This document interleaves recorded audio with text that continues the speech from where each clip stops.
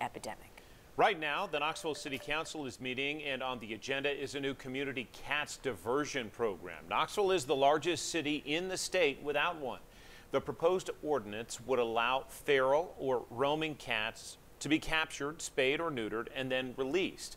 Young Williams Animal Center says in the last 3 years, it took in almost 9,000 cats. Only 4% were reclaimed by an owner. The center says this program will keep cats out of the shelter and control the population.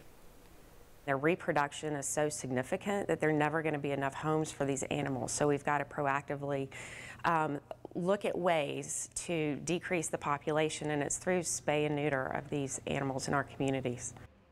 Again, the City Council is meeting right now at 6 o'clock, and we'll bring you the latest on their